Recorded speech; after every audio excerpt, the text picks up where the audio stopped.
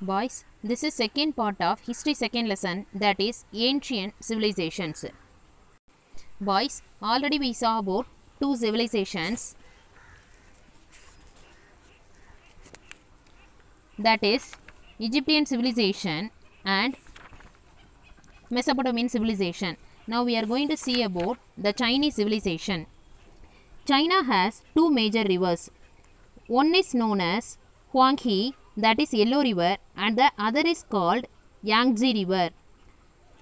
So what is the another name for Huanghe River? That is Yellow River. Okay, the Yellow River is known as the Sorrow of China. This Yellow River, otherwise called as the Sorrow of China, since it changed its course and caused frequent flood. Because always this Yellow River changes its course and it caused frequent floods. Shi Huangdi founded the Qin dynasty, that is Qin dynasty. So who is the founder of Qin dynasty? Shi Huangdi. The emperor had the title Son of Heaven. This emperor had another name also. What is that name? Son of Heaven. He is considered to be the first emperor of China. So who was the first emperor of China? Who is considered as the first emperor of China? Shi Huangdi is considered as the first emperor of China. Shi Huangdi destroyed the walled fortifications of different states and constructed the Great Wall of China. Because he destroyed many forts and he constructed the Great Wall of China. He constructed the Great Wall of China to protect the empire from the invading nomadic people. He constructed this Great Wall for what purpose? To protect the empire from the enemies. Okay. He also built roads to integrate the empire. He also built many types of roads also. The Han Empire. The greatest of the Han emperors, Wu Ti, expanded the empire and built many public amenities. Meaning for amenities is facilities. He built many facilities including irrigation tanks. He built many irrigation tanks. Some of the Chinese silk might have reached Rome through the ports of Tamilagam. China silk is very famous. Some of the Chinese silk reached Rome through the ports of Tamilagam. They crossed Tamilagam and went to Rome and sell the Chinese silk. The Terracotta Army. The Terracotta Army refers to the large collection of terracotta warrior images found in China. This Terracotta Army is nothing but this army consists of large collection of terracotta warrior images, soldier images found in China. They depict the armies of the king Shi Huang, the first emperor of China. They inflict the king Shi Huang, the first emperor of China. They also buried with the king. Next we are going to see about philosophy and literature. Chinese poets and philosophers such as Lao Tzu, Confucius, Mencius contributed to the development of Chinese civilization. These three were the famous philosophers at that time. Lao Tzu, Confucius and Mencius. Lao Tzu argued that desire is the root cause of all evils. Lao Tzu said that our desire only the causes for all evils, all bad things. Okay, evil mean what? All bad things. Confucius said, if personal life is cultivated, family life is regulated. And once family life is regulated, national life is regulated. Is it correct, boys? Yes. If one personal life is cultivated, corrected, family life is regulated. If one's family life is regulated, our national life is regulated. Mencius was another well-known Chinese philosopher. He traveled throughout China and offered his counsel to the rulers. Another important philosopher was Mencius. He traveled throughout China. He traveled all the places of China and offered his counsel to the rulers. Counsel means advice. Chinese script. Chinese developed a writing system from an early time. Initially, it was a pictographic system and later it was converted into a symbol form. Chinese developed writing system in very earlier time.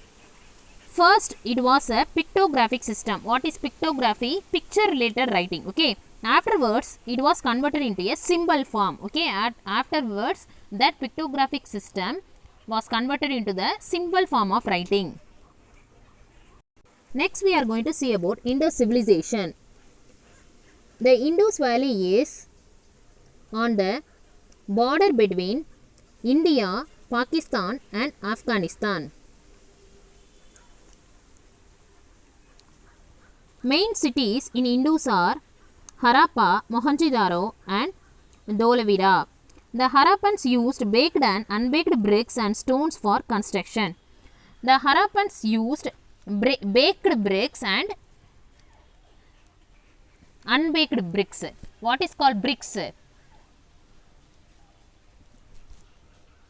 We are using to construct our home, no? That is called bricks. That is red bricks, okay? We are using red bricks, no boy. That is only called baked bricks. The tank called the Great Bath at Mohenjo-daro was an important structure, well paved with several adjacent rooms.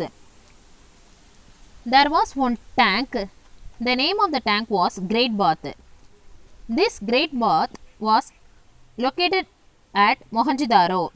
It was an important structure. To the west of Mohenjo-daro, one island was there, and the northeast of Mohenjo-daro, the Himalayan mountains were there. Okay, the west part of the Mohenjo-daro, one island is located, and the northeast part of the Mohenjo-daro, our Himalayan mountain is located. The Harappans used painted pottery. Their potteries have a deep red slate and black paintings. That people used pottery with paintings. Okay, they used only red color and black colors. The Harappans used copper objects and bone and ivory tools. They used objects made of copper, bone, animal's bone and ivory. The tools and equipment such as points, chisels, needles, fish hooks, etc. Okay. The Harappans used metal and stone ornaments. They used metal and stone ornaments.